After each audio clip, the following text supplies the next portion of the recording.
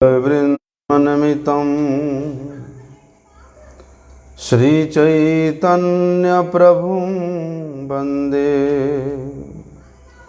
नित्यानन्दसहोदितं श्रीनन्दनन्दनं वन्दे राधिका चरणद्वयं गोपीजनसमायुक्तं बृन्दावनमनोहरम् गुरवे गौरचन्द्राय राधिकाय तदालये कृष्णाय कृष्णभक्ताय तद्भक्ताय नमो नमः। वाञ्छाकल्पतरुर्भ्यश्च कृपासिन्धुभ्यैव च पतितानां पावनेभ्यो वैष्णवेभ्यो नमो नमः।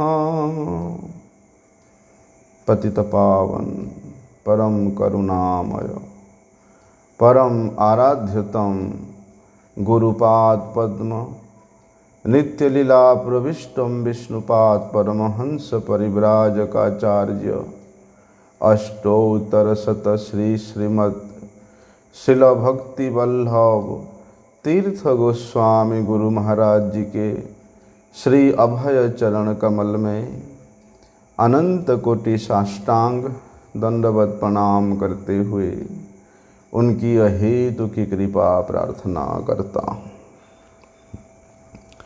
परम आराध्यतम शिक्षा गुरुपाद पद्म नित्यलीला प्रविष्ट विष्णुपाद परमहंस शिल भक्ति विज्ञान भारती गोस्वामी महाराज जी के श्री चरण कमल में अनंत कोटि साष्टांग दंडवत प्रणाम करते हुए उनकी अहेतु की कृपा प्रार्थना करता हूँ।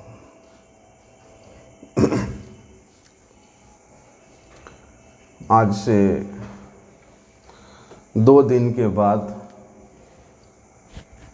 भगवान नृसिंहदेव की प्रकट तिथि होगी। श्री नृसिंह चतुर्दशी व्रत के नाम से संपूर्ण जगत विदित है। भक्त प्रवर श्री प्रहलाद महाराज जी भगवान श्री नृसिंह देव जी के इतने अति प्रिय है, इतनी अधिक स्नेह के पात्र है, इतनी अधिक ममता के पात्र है। और वो प्रहलाद महाराज भगवान नृसिंह देव जी के इतनी सुंदर स्तुति किए हैं जो कि श्रीमद्भागवतम में सुंदर रूप से वर्णन है। इसलिए आज से हम लोग प्रहलाद महाराज के स्तुति में जो भी तत्व सिद्धांत भक्ति रस युक्त कथाएं हैं उसको हम लोग श्रवण करने का प्रयास करेंगे।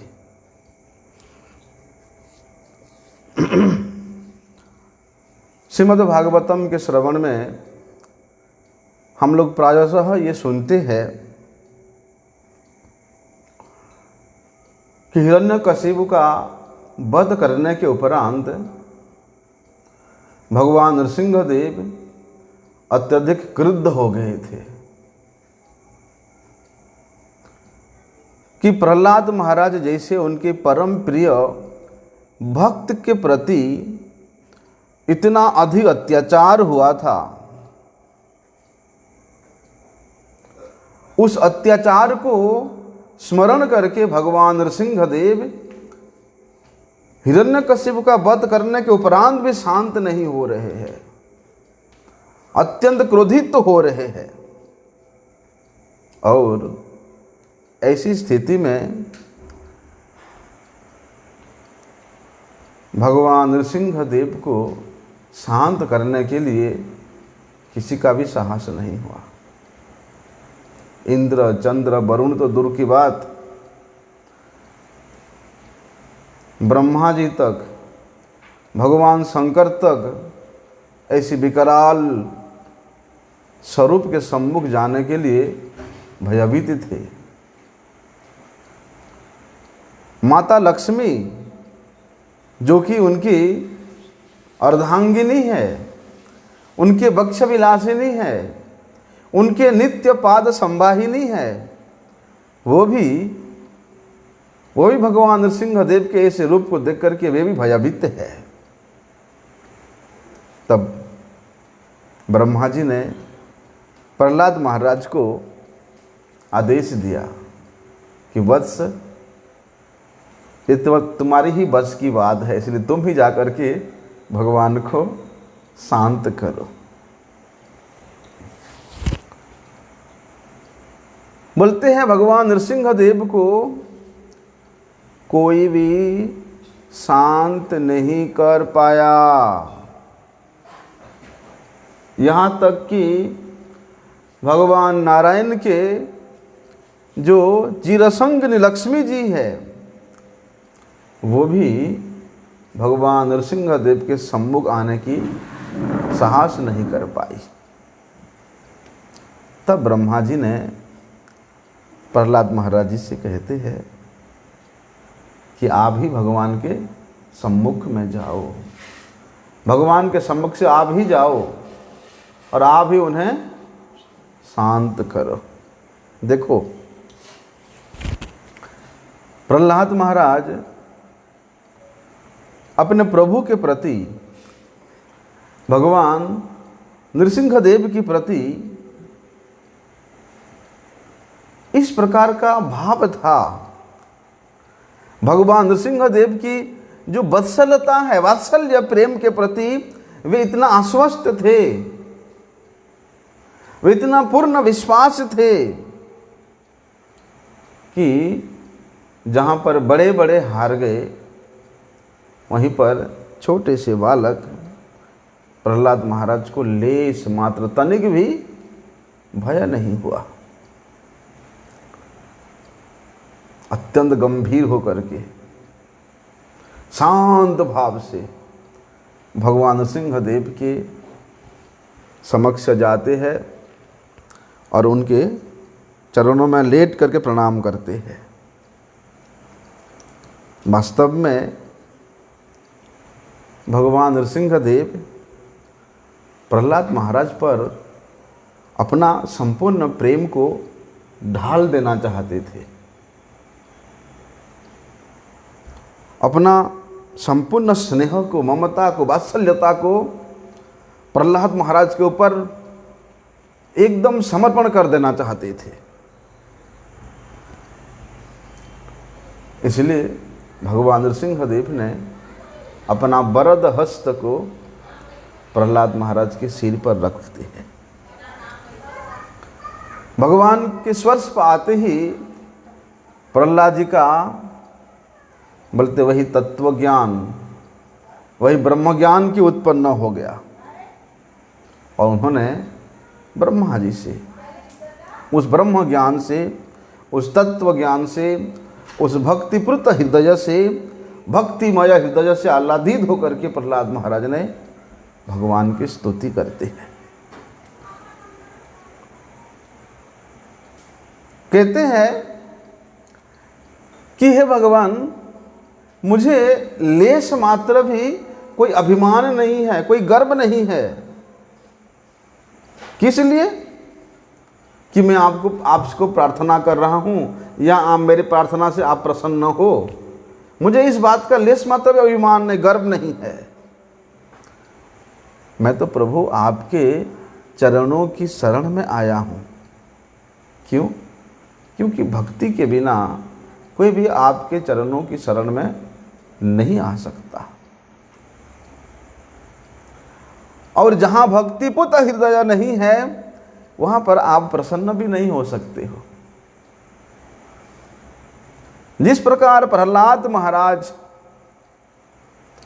अपना संपूर्ण चेष्टा केवल और केवल भगवान नृसिंह देव के स्मरण में ही व्यतीत करते थे, ठीक उसी प्रकार प्रहलाद जी के इस रस का आस्वादन करने के लिए, प्रहलाद जी के इस प्रेम की रस की बाहर में देखने में लगता है कि हिरण्यकशिपु ने प्रहलाद जी को इतना कुछ दंडित किया,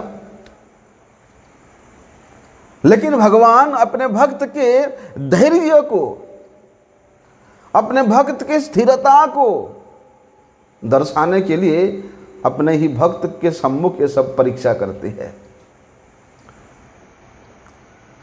अन्यथा ऐसी परीक्षा में उत्तीर्ण होना असंभव है, क्योंकि ये जो परीक्षा थी, ऐसी परीक्षा, राम राम, ये छोटे से बालक को मारने के लिए इतना प्रयास, इतना प्रयत्न, लेकिन प्रहलाद महाराज जानते थे कि प्रभु मेरे इस परीक्षा में ही आप प्रसन्न हो, तो यही मेरा एकमात्र काम्य है कि आप मेरे सारा जीवन मुझे इस प्रकार परीक्षा लेते रहो। यदि आप उसमें प्रसन्न हो तो उसमें मैं किसी प्रकार का कोई प्रतिकार नहीं करूंगा। कभी प्रहलाद महाराज ने हिरण्यकशिपु के द्वारा प्रदत्त इन सब कठिनाइयों से भयभीत होकर के भगवान से प्रार्थना नहीं किया कि हे प्रभु मुझे बचा लो, मैं मरने वाला हूं, मुझे बचा लो। नहीं, क्योंकि उस अवस्था में भी प्रहलाद महाराज भगवान नृसिंहदेव की प्रसन्नता को ही अनुभव करते थे, देखते थे। इसलिए प्रहलाद महाराज वहां बड़े स्पष्ट रूप से बताए हैं कि प्रभु चाहे कोई उच्च कुल में जन्म क्यों ना हो, चाहे कोई बहुत संभ्रांत परिवार में जन्म क्यों ना हो, बड़े धनी ही क्यों ना हो, उसके पास उत्तम विद्या हो, तपस्या हो, योग की शक्ति हो, यदि भक्ति भाव नहीं है तो इन सब का कोई मूल्य नहीं है। इन सब संसाधनों के द्वारा वो आपको प्रसन्न नहीं कर सकता है, क्योंकि भगवान आपको ये सब प्रिय नहीं है, आपको ये सब आकर्षित नहीं कर सकता। आप तो प्रभु त्वाम अकिंचन गोचर, जन्मे सर्ज श्रुत शिभिरेद मान मदहपुमान, ये सब आपको किसी प्रकार से आकर्षण नहीं कर सकता है। आप तो केवल अकिंचनों के द्वारा, जिस हृदय में किसी प्रकार का कोई मांग नहीं है, स्वयं के सुख के लिए कोई इच्छा तक नहीं है, बोलते ऐसे अकिंचनों के द्वारा ही आप गोचरीभूत है, आप जाने जाते हैं, उन्हें ही प्रिय है। क्योंकि प्रभु शुद्ध भक्ति के अतिरिक्त आपको कोई प्रसन्न नहीं कर सकता, आपको कोई नहीं जान सकता। यहां तक कहते हैं चाहे श्रेष्ठ ब्राह्मण कुल में भी उत्पन्न क्यों ना हो, लेकिन वे हरिभक्ति नहीं करता, हरिभजन नहीं करता, तो उस श्रेष्ठ ब्राह्मणों कुलोद्भूत व्यक्ति से बोलते वही चांडाल श्रेय है, श्रेष्ठ है, जो आपका भजन करता है, जो आपका भक्त है, जो आपका सेवा करता है। क्योंकि प्रभु आप भक्तों के ही प्रार्थना को स्वीकार करते हैं। भक्त्या माम अभिजानाति, भक्ति के द्वारा, भक्तों के द्वारा ही आप जाने जा सकते हो। आपने नहीं कहा कि मैं केवल ब्राह्मणों के द्वारा जाना जा सकता हूं, नहीं, कहते हैं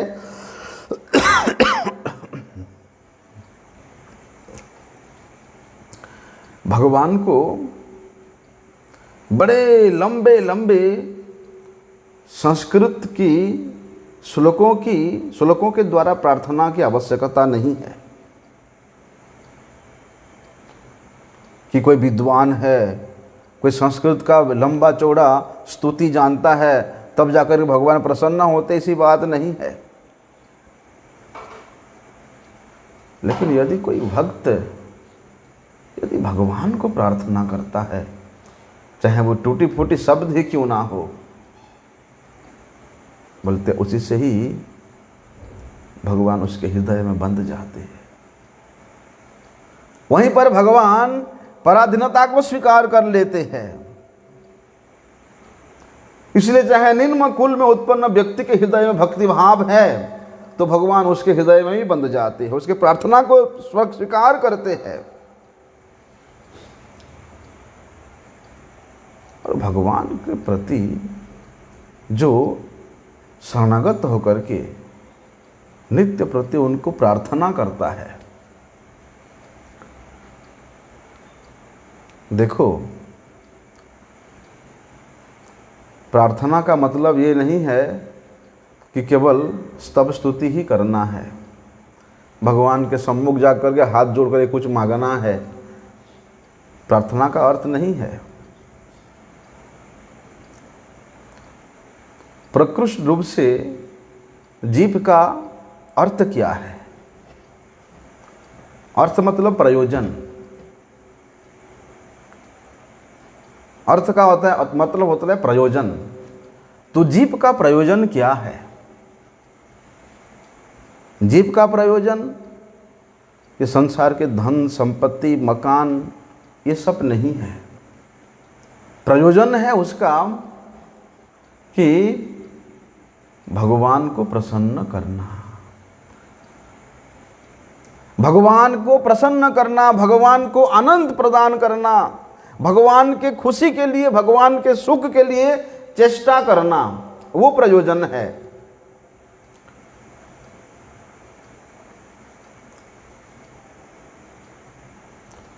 तो भगवान के सुख के लिए, भगवान की खुशी के लिए जो किया जाता है वो प्रार्थना है। और ऐसे प्रार्थना करने वाला व्यक्ति ब्रह्म पदेश दायो भाग है और ब्रह्म पद को प्राप्त कर लेता है, वैकुंठ को प्राप्त कर लेता है। इसलिए नरसिंहदेव को, भगवान नरसिंहदेव को प्रहलाद महाराज जी ने जो स्तुति किया है, ये स्तुति केवल प्रहलाद जी अपने लाभ के लिए नहीं किया, केवल अपने मंगल के लिए नहीं किया। उनके स्तुति में सिद्धांततः तत्वतः भक्तियुक्त रस के द्वारा भगवत तत्व, भक्त की तत्व, साधन की तत्व, भक्ति की तत्व, भगवत धाम की तत्व सब बड़े स्पष्ट रूप से निरूपण हुआ है। इसलिए प्रहलाद महाराज जी ने भगवान नरसिंहदेव का जो स्तुति किया, बोलते ये संपूर्ण संसार के मंगल के लिए ही किया है, सभी समाज के लोगों के लाभ के लिए ही किया है। भले ही देखने में लिखते हैं भगवान नरसिंहदेव हैं नृसिंह, आधा वो मनुष्य और आधा सिंह, नृसिंह, नरसिंह, नर और सिंह। और ऐसा रूप भले ही अभक्तों के लिए, बहिर्मुख लोगों के लिए बड़े ही भयावना रूप हो सकता है, हैं? देखो ना, अरे ऐसा रूप जो कि देवताओं ने कभी नहीं देखा था, लेकिन वे जानते थे कि ये भगवान है। साक्षात भगवान नारायण ही नरसिंहदेव के रूप में प्रकट है, वो जानते हैं, फिर भी वो भयभीत है। स्वयं लक्ष्मी जी वे भी जानते हैं कि मेरे स्वामी हैं, मैं नित्य उनके चरणों में बैठ करके उनका सेवा करती हूं, लेकिन वे भी ऐसे रूप को देख करके भयभीत है। लेकिन भक्त के लिए तो भगवान किसी भी रूप में प्रकट हो जाए, हैं? वे तो भक्त वत्सल है, वे अपने भक्त को किसी भी रूप में वत्सलता रूप प्रेम प्रदान करते हैं। इसलिए भक्त भगवान के किसी भी रूप के प्रति कभी भयभीत नहीं होता।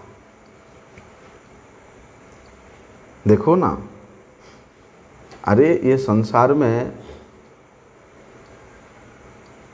जो लोग केवल सांसारिक व्यवस्था को देख करके, इस भौतिक जगत के व्यवस्था के प्रति देख करके, भविष्य के प्रति कल्पना करके इतना भयभीत हो जाते हैं कि आगे क्या होगा, अभी तो कली के प्रारंभ अवस्था है, अभी से ऐसा हो रहा है तो आगे क्या होगा।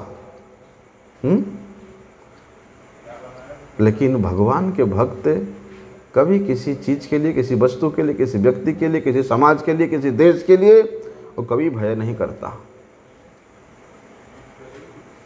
नहीं करता। इस देश में युद्ध हो रहा है, उस देश में युद्ध हो रहा है, उस देश के लोग अपने प्राण बचाने के लिए दूसरे देश में भागे जा रहे हैं, लेकिन भगवान के भक्त कभी भयभीत नहीं होता। ऐसा क्योंकि भय क्यों होता है?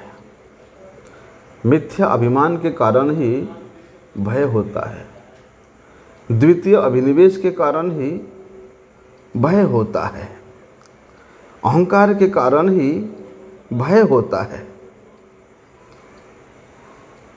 बोलते ये मिथ्या अभिमान को, द्वितीय अभिनिवेश को, मिथ्या अहंकार को त्याग करके अपना वास्तविक स्वरूप को जान करके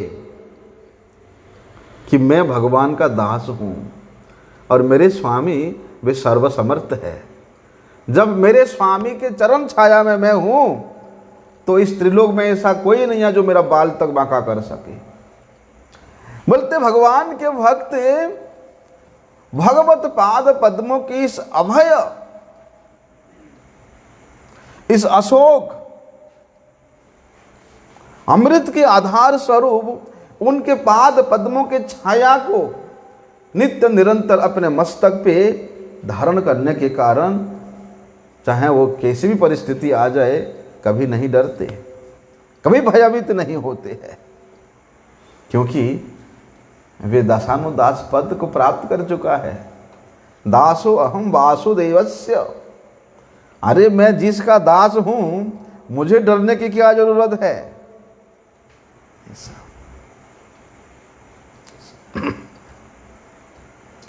जिसके प्रति भगवान की कृपा है, जिसके प्रति भगवान की कृपा दृष्टि है, बोलते हैं वो व्यक्ति इस जगत की जो त्रिताप है उससे भी कभी दग्धीभूत नहीं होता, क्योंकि वे जानता है कि मैं ये शरीर नहीं हूं। प्रहलाद महाराज को इतना कष्ट दिया गया,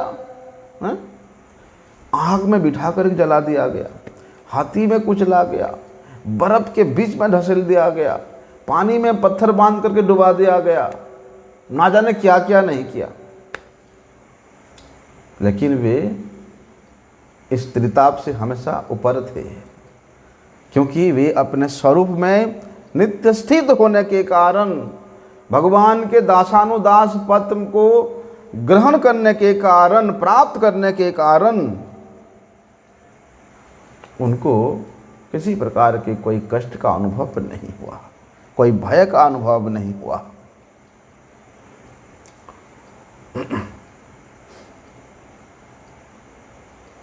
लेकिन जो चीज़ ब्रह्मा जी नहीं कर सकते, कोई भी नहीं कर सकता, बोलते वो केवल मात्र भक्त वत्सल भगवान ही कर सकते हैं। यदि कोई जीव भगवत पाद पद्मों में शरणागत हो जाता है तो फिर उसको ये संसार के जो प्रहार है, इस जगत के जो प्रहार है, दुख कष्ट, वो किसी प्रकार का कोई उसको नहीं सताता है। इसलिए क्या करना चाहिए भैया, जगत के विषय के प्रति, संसार के चाकचक्यता के प्रति आकृष्ट नहीं होकर के, अनाकृष्ट होकर के यथासंभव हो भगवत पाद पद्मों की शरणागति करना ही चाहिए, शरण ग्रहण करनी ही चाहिए। क्यों? क्योंकि मनुष्य जीवन का यही उद्देश्य है, मनुष्य जीवन का यही एकमात्र लक्ष्य है कि इंद्रियों के प्रति, इंद्रिय तृप्ति के प्रति, इंद्रिय विषयों के प्रति आकृष्ट होना तो उसका मूर्खता है, उसके पशुता है। इसलिए भगवान के भक्त चाहे किसी भी कुल में, किसी भी जोनि में जन्म क्यों ना ले,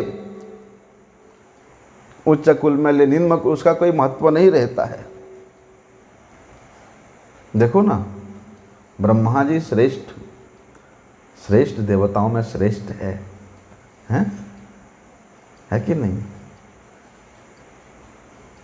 वे ब्रह्मा जी भी भगवान नरसिंह देव के सम्मुख जाने को भयभीत है, पता नहीं क्या कर लेंगे। मतलब वहां भी पुनः शरणागति नहीं है। इसलिए कहते ना भक्तिनाथ ठाकुर, कीट जन्म हो यथा तुआ दास, बहिर्मुख ब्रह्म जन्मे नाही आस।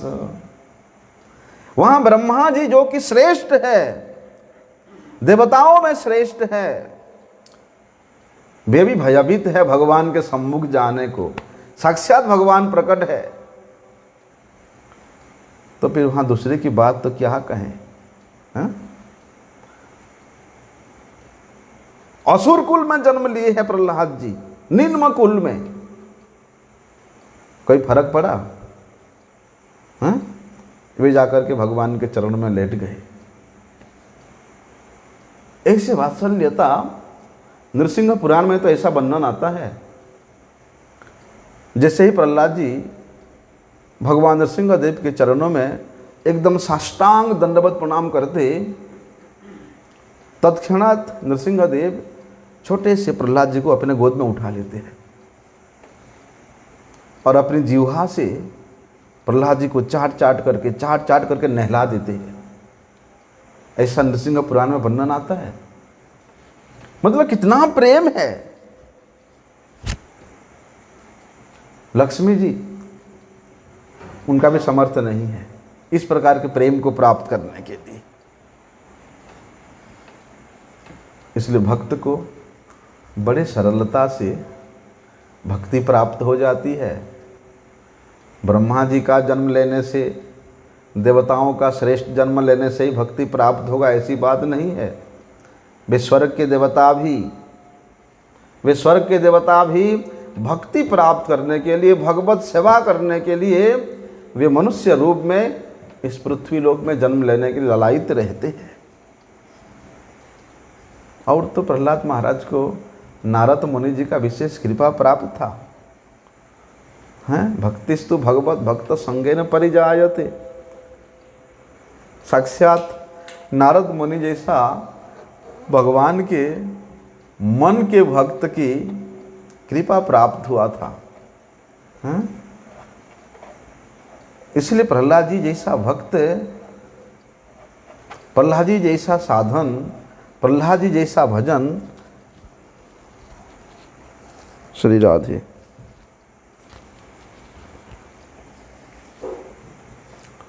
बड़े सरलता से उनको भक्ति प्राप्त हुई थी। लेकिन देखने में लगता है कि भगवान के कृपा में भी कोई विलक्षणता है कि वे असुरों पर क्रुद्ध होते हैं और देवताओं पर प्रसन्न होते हैं। नहीं, भगवान की कृपा सभी पर सभी क्षण समान रूप से ही वितरित होता है, चाहे वो उच्च कुल वाला हो, चाहे वो निम्न कुल वाला हो, सभी के प्रति।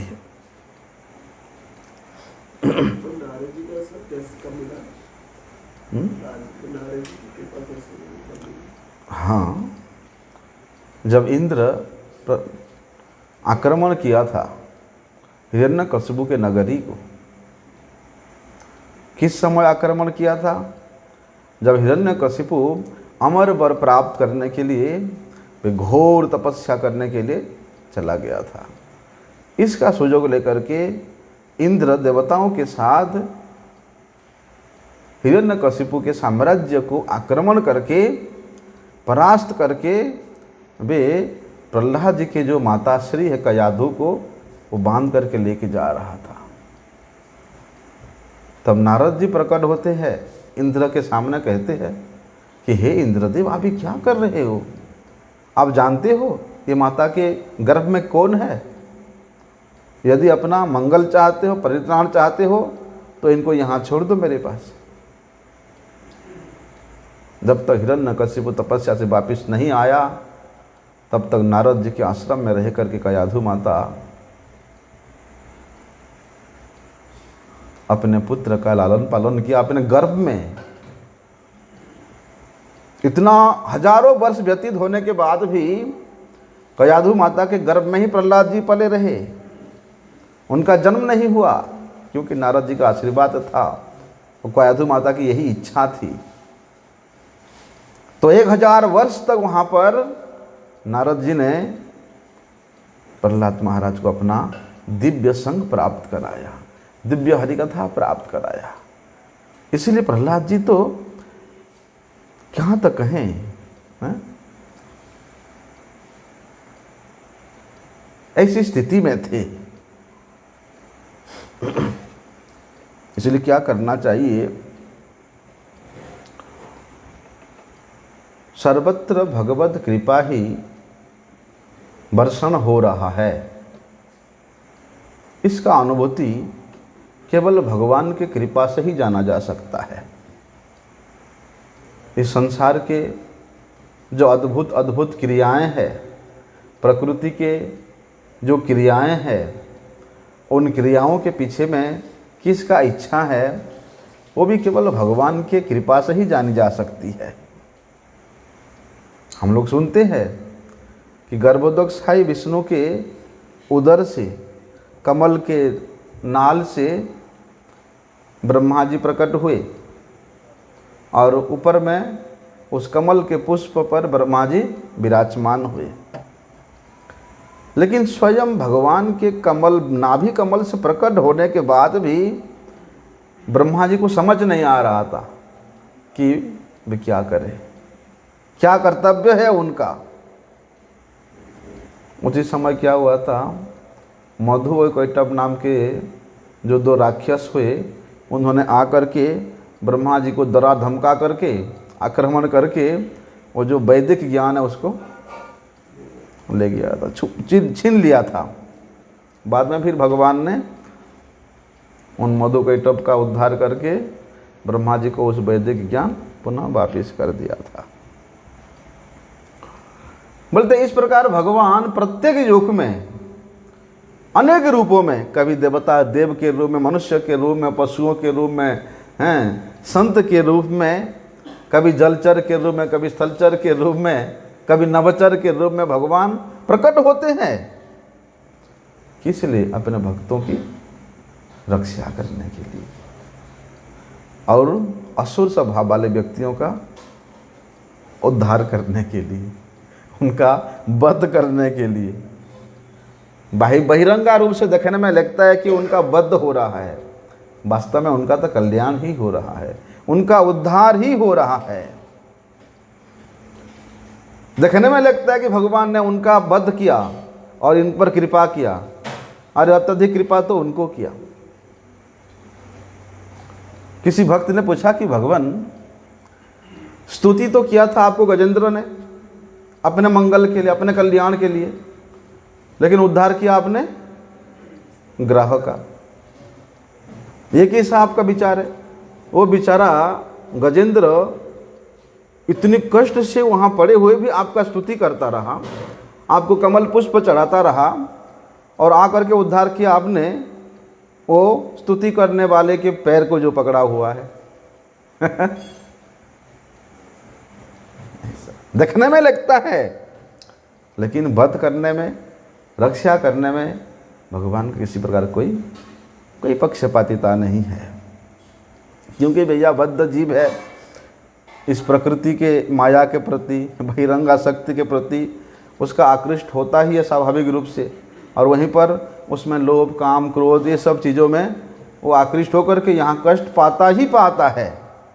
लेकिन भगवान के भक्त के प्रति भगवान का ऐसे अहितों की कृपा बनी रहती है कि वो संसार के बाहर रहे या संसार के भीतर रहे, उनको ये काम क्रोध लोभ मोह मद मत्सर्य जैसे कोई लेना देना नहीं है। क्यों? सुनवंति गायंति गुणंति साधवः, क्योंकि हे प्रभु आपके भक्त जन नित्य निरंतर 24 घंटा में से 24 घंटा क्या करते हैं? आपकी ही गुणों का, आपकी महिमा का गुणगान करते रहते हैं, कीर्तन करते रहते हैं, स्मरण करते रहते हैं। इसलिए इस जगत की किसी प्रकार के भय उनको भयभीत नहीं कर सकता है। लेकिन जो आपसे विमुख है, जो हमेशा अपने इंद्रिय तर्पण में लगे रहते हैं, ऐसे लोगों का पग पग में कष्ट ही कष्ट है, दुख ही दुख है। तो वहां भगवान कहते हैं, प्रहलाद जी कहते हैं, मोक्ष पदे सदा आय भाग, कि जो लोग एकांत रूप से अनन्य रूप से भगवान के भजन करने में रुचि रखते हैं, भगवान का अर्चन करने में रुचि रखते हैं, भगवान के कीर्तन करने में रुचि रखते हैं, उनके हृदय में स्वाभाविक रूप से दूसरे शुद्ध भक्त का दर्शन करके ही उनके समीप जाने की लालसा जागृत होती है कि कैसे मैं उस भक्त के सम्मुख जाऊं, उनसे हरिकथा सुनूं, उनका संग प्राप्त करूं। बोलते जिस क्षण भक्त का भगवान के भक्तों की संगति करने के लिए लालसा जागृत हो गया, बोलते उसी क्षण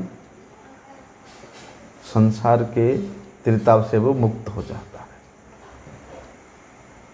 और जब एक दूसरे व्यक्ति की उन्नति को देख करके, सांसारिक उन्नति को देख करके आकृष्ट होता है कि मुझे भी वैसे चाहिए, और उसको प्राप्त करने लालायित होता है, वो त्रिताप में दग्धीभूत होकर के यहाँ बार बार जन्म लेता है, बार बार यहाँ कष्ट प्राप्त करता है।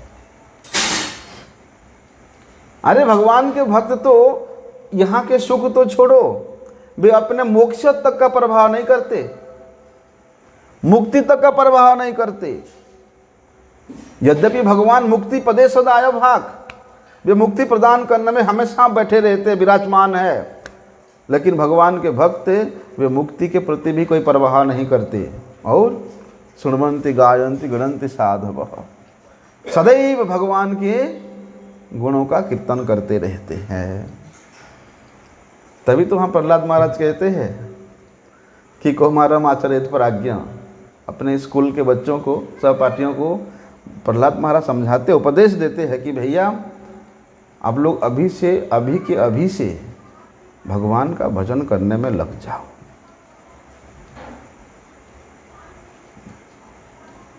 इसलिए कहते हैं जो लोग जगत के जीवों को उनके स्वरूप से दूर कर देते हैं, उनके स्वरूपगत धर्मों को भुला देते हैं, अर्थात भगवान के भक्ति करने में उनको रोकते हैं, भगवत सेवा करने नहीं देते, बोलते ऐसे जो वंचक है वे स्वयं ही भगवान की कृपा से वंचित तो होते ही है, और दूसरे को जो भगवत कृपा से वंचना करना करते हैं, अर्थात ऐसे जो अभक्त जन है उनके प्रति आपकी कृपा कभी भी वर्षण नहीं होता है। प्रहलाद जी कह रहे हैं। इसलिए जो आपके कृपा को प्राप्त करना चाहता है प्रभु, वे केवल आपके ही शुद्ध भक्तों की संगति करे, आपके ही भक्तों के मुख से आपकी ही महिमा का गुणगान करे। वहां कहते हैं प्रहलाद महाराज,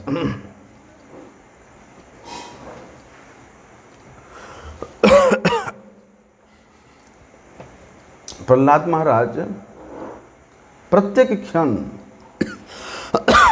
पग पग पे वे भगवान नृसिंहदेव की कृपा का अनुभव करते थे। इसलिए वो कृपा के अनुभव करते हुए वे भगवान से यहाँ प्रार्थना कर रहे हैं। भगवान नृसिंहदेव उनके प्रार्थना से प्रसन्न हो जाते हैं, प्रहलाद महाराज को वर देना चाहते हैं, लेकिन कहते हैं एवं शूरादयः सर्वे ब्रह्मरुद्रपुरःसराः नौपेतुम् अशक्रत् मन्यु संरभम सुदुरासदम। नारद जी कहते हैं युधिष्ठिर महाराज को, ब्रह्मा जी का, शिव जी का, बड़े बड़े देवताओं का भी साहस नहीं हुआ कि भगवान के सम्मुख जाए, क्योंकि भगवान इतना क्रोधित थे उस समय कि मेरे भक्त को उसने इतना कष्ट दिया और तुम लोग कोई नहीं आया।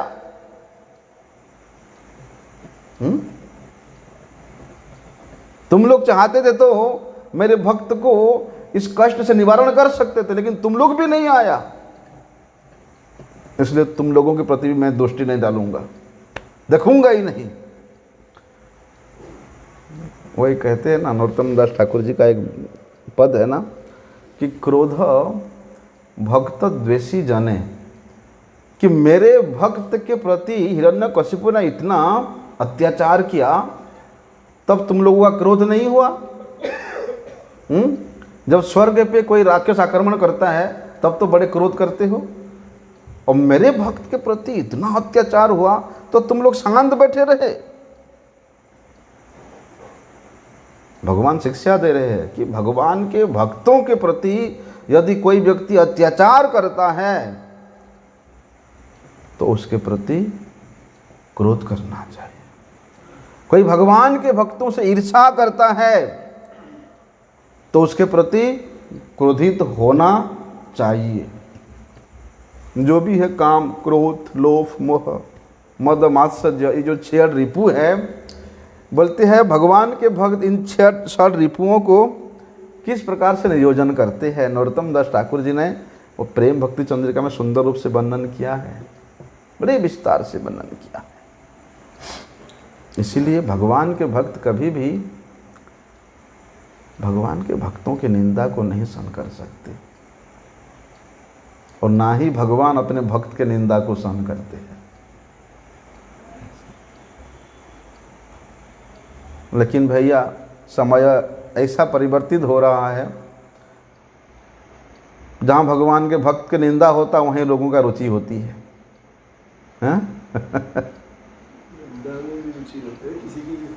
ऐसा।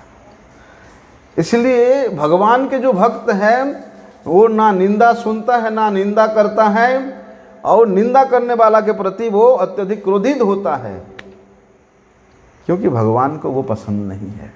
भगवान को जो पसंद नहीं है वो भक्त को भी, और जो भक्त को पसंद नहीं है वो भगवान को भी पसंद नहीं है। इसलिए हिरण्यकशिपु के प्रति नृसिंह भगवान इतना अधिक क्रोधित थे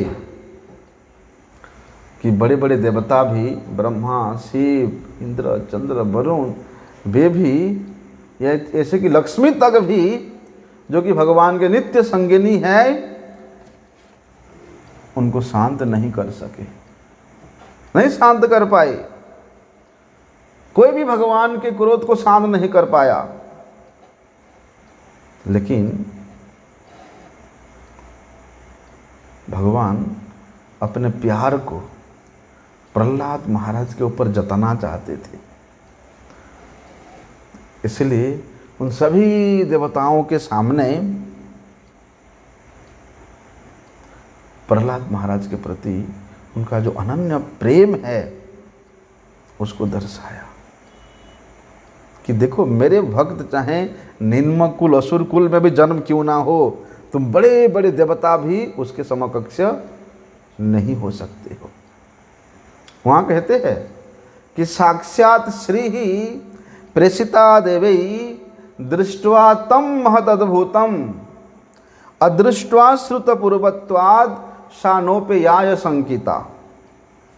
नारद जी कह रहे हैं सारी देवता लक्ष्मी जी के पास आगे प्रार्थना करते हैं कि हे माता, ऐसी स्थिति में आप ही एक सहारा हो कि आप भगवान के पास जाइए, भगवान के समक्ष जाए। लेकिन लक्ष्मी जी कहती है मैं क्या करूं, भगवान के ऐसा विकराल रूप मैं तो कभी नहीं देखा था, इसलिए मैं भी नहीं जा सकती उनके सम्मुख। देखो भगवान के तो अनेक रूप है, अद्वैतम अच्युतम अनादि अनंत रूपम। ब्रह्मा जी कहते हैं भगवान के अनंत रूप है, और जितने भी रूप है वे सभी रूप कहाँ रहते हैं? वैकुंठ में रहते हैं। प्रत्येक अवतार का, प्रत्येक रूप का एक एक वैकुंठ है, अनंत वैकुंठ है। और वे सब रूप, वे सब अवतार अपने परिकर गणों के साथ एक एक वैकुंठ में विराजमान रहते हैं। अभी तो भगवान लीला कर रहे हैं, और लक्ष्मी जी को लीला शक्ति कहा जाता है। जो लीला शक्ति है वे भी भगवान के लीला को नहीं समझ पाई, भगवान के ऐसे अद्वितीय रूप को नहीं जान पाई। मध्वाचार्य जी ने ब्रह्मांड पुराण के बड़े सुंदर श्लोक को उद्धृत करके लिखा है कि अदृष्ट श्रुत पूर्वत्वाद अन्य साधारण जनैहि नृसिंहम संकितेव श्रीर लोक महायनो यजो प्रह्लाद चैव वात्सल्य दर्शनाय हरेरपि ज्ञात्वा मनस्तथा ब्रह्मा प्रह्लादं प्रेषयत तदा एकत्रैकस्य वात्सल्यं विशेषाद् दर्शयेत हरिः अवरस्यापि मोहाय कर्मणैर्वापि वत्सलः। कहते हैं कि एक साधारण व्यक्ति के लिए भगवान नरसिंह देव का जो रूप है वो बड़े ही अद्भुत था, बड़े ही अदृष्ट था, बड़े ही भयानक था, एक विचित्र था। लेकिन प्रहलाद महाराज के लिए भगवान का भी भयावना रूप भी किंचित मात्र भी असामान्य नहीं था, किंचित मात्र भी उनको भय प्रदान नहीं कर पाया, उनको किसी प्रकार का विचलित नहीं कर सका। क्यों भैया? भक्तिस्तु भगवत भक्त संगे न परिजायते भक्त्या माम अभिजानाति। जिस प्रकार भक्तों की संगति से भक्ति को प्राप्त किया जाता है और उस भक्ति के द्वारा भगवत कृपा को प्राप्त किया जा सकता है, और वही भगवत कृपा से भगवान के ये अनंत अनादि अनंत रूप को जाना जा सकता है, अनुभव किया जा सकता है।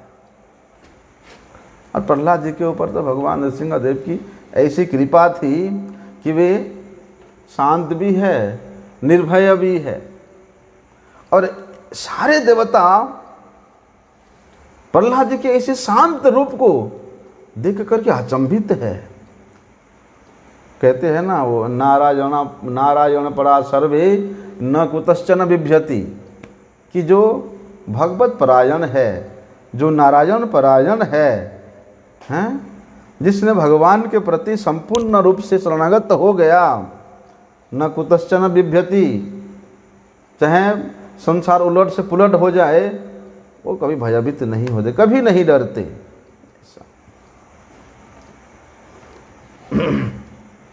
क्यों? क्योंकि भक्त सभी परिस्थिति में, सुख में, दुख में, भाव में, अभाव में, कष्ट में, रोग में क्या देखते हैं? भगवान के कृपा को ही देखते हैं।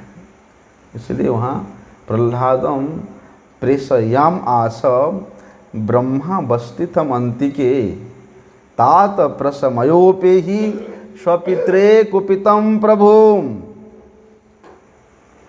तो ब्रह्मा जी धीरे धीरे जाकर के प्रहलाद जी के कंधे पे हाथ रखते हैं, बोलते हैं बेटा, हे पुत्र, तुम्हारे पिता के प्रति भगवान नरसिंह देव अत्यधिक क्रोधित है। भगवान किस लिए क्रोधित है? और ब्रह्मा जी को भी पता नहीं है। यद्यपि देखने में लगता है कि हिरण्यकशिपु को मार करके क्रोध के कारण उसके जो पेट में जो आंतड़ियां हैं उसको उठा करके अपने गले में माला जैसा पहन लिया, ठीक है। लेकिन भगवान देखते हैं कि चलो ये तो असुर है, राक्षस है और मेरे भक्त को इतना कष्ट दिया, लेकिन तुम सब देवता लोग मेरे भक्त के कष्ट को देख करके भी कुछ नहीं बोले, निवारण करने के लिए भी नहीं आए। जो भी है, प्रहलाद जी को ब्रह्मा जी कहते हैं कि तुम्हारे पिता के प्रति भगवान अत्यधिक क्रोधित है, इसलिए तुम ही आगे जाकर के उनको शांत करो। तथेति सनकै राजन महाभागवतो अर्भकः उपेत्य भूपिकायेन ननाम विधृतांजलि। नारद जी महाराज कहते हैं ठीक है, प्रहलाद जी छोटे से बालक है, लेकिन छोटे से बालक होने से क्या हुआ, ब्रह्मा जी ने उनको समझाया और उन्होंने ब्रह्मा जी की बात को माना। फिर धीरे धीरे अपने नन्हे नन्हे सुकुमल चरणों को आगे बढ़ाते हुए भगवान नृसिंह देव के सम्मुख जाते हैं, हाथ जोड़ते हैं ऐसे करके देख करके। नृसिंह देव भगवान प्रहलाद जी के ऐसा सौम्य शांत निर्भय रूप को देख करके उनकी आंखों में आंसू आ गया। कितना छोटा सा बालक मेरे चरणों में खड़ा हुए हाथ जोड़ करके। तुरंत नृसिंह देव ने उठा लिया अपने गोद में, उनके मस्तक को सूंघे, अपने अश्रुओं से नहला दिया। ललित तत् ललीयमानः, जिह्वा से चाट चाट करके अपने प्रेम का उजागर किया। कहते वहां पर स्वपाद मूले पतितं तमर्भकं विलोक्य देवः कृपया परिप्लुतः उत्थाप्य तत्सृष्णौ दधात् कराम्भुजं कालाहि वित्रस्तधियां कृताभयं। नृसिंहदेव देखते हैं छोटा सा बालक मेरे चरणों में पड़ा हुआ मुझे साष्टांग प्रणाम कर रहा है।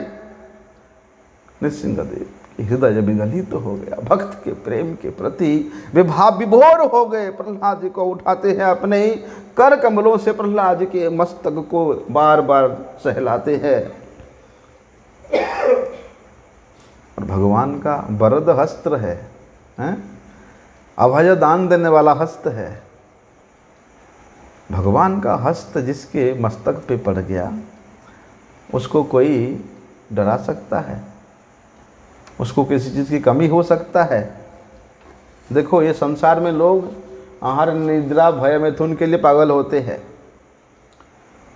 इसी कारण भयभीत रहते हैं। सदा समुद्विग्नम असध्याम, असत वार्ता के प्रति, असद व्यक्ति के प्रति, असद वस्तु के प्रति उसका धिया, उसका चित्तवृत्ति लगने के कारण भी हमेशा भयभीत रहता है। लेकिन ऐसे व्यक्ति भी यदि भगवान के शरण में आ जाए, भगवत भक्ति करने लग जाए, तो भगवान उसको भी निर्भय कर देते हैं। इसलिए जब भगवान नृसिंहदेव वहाँ प्रकट हुए, किस लिए प्रकट हुए हैं? प्रहलाद आह्लाद ददायिने, हैं? केवल प्रहलाद जी को आह्लाद देने के लिए नहीं, बोलते हैं समुचे भक्त समाज को आह्लाद प्रदान करने के लिए भगवान नृसिंहदेव का प्रकट है। वो बोलते हैं ना, सर्व विघ्न विनाशनकारी, ऐसे बोलते हैं। बोलते हैं भक्ति के विघ्नों का विनाश करके भगवान उसके हृदय में प्रेम का संचार कर देते हैं। और जो प्रेम यहाँ प्रहलाद महाराज के सम्मुख दिखाई दे रहा है, नृसिंहदेव का भजन तभी तो करना चाहिए। यतो यामी ततो नृसिंह, अभी जहाँ जहाँ भी जाए वहीं पर भगवान नृसिंहदेव का चिंतन करे। तो वहाँ देखो बड़े सुंदर शब्द से नारद जी बता रहे हैं कि तत्कर स्वर्श धुताखिला शुभम सपद्यभिव्यक्त परात्म दर्शन तत्पाद पद्मम हृदय निवृतो दधौ यशथ तनु क्लिन्न हृदय सुलोचन। कहते हैं प्रहलाद महाराज के सिर को भगवान सिंहदेव ने स्पर्श किया। जैसे ही भगवान के वरद हस्त प्रहलाद जी के मस्तक पर पड़ा, बोलते हैं उनके हृदय में यदि भी किसी प्रकार का कोई इच्छा था, कोई कलमश था, बोलते वो परिपूर्ण रूप से धुल गया, परम पवित्र स्थिति को प्राप्त हुए। बोलते हैं आनंद के सागर में निमग्न होने से जिस प्रकार परमानंद की प्राप्ति होती है, बोलते हैं उनके हृदय सभी प्रकार के इच्छाएं परिपूर्ण रूप से धुल जाने के बाद वे परमानंद के सागर में गोता लगाने लगी। उनका हृदय प्रेम में पूरित हो गया, प्रेम में आप्लावित हो गया, आंखों से अश्रु की धारा प्रवाहित होने लगी, उनका हृदय गदगद हो गया। तब भगवान की स्तुति गदगद हृदय से प्रहलाद जी करते हैं। श्रीमद् भगवद गीता में एक श्लोक है कि माम च यो अव्यभिचारेण भक्ति योगेन सेवते सगुणान समतित्येतान ब्रह्म भूयाय कल्पते। बोलते जो व्यक्ति भगवान के भजन करने में पूरी तरह से लगा हुआ है, पूरी तरह से लगा हुआ मतलब भगवान के अलावा, भगवत भजन के अलावा, भगवत सेवन के अलावा उसके हृदय में और कोई भी आकांक्षा नहीं है, कोई भी आशाएं नहीं है।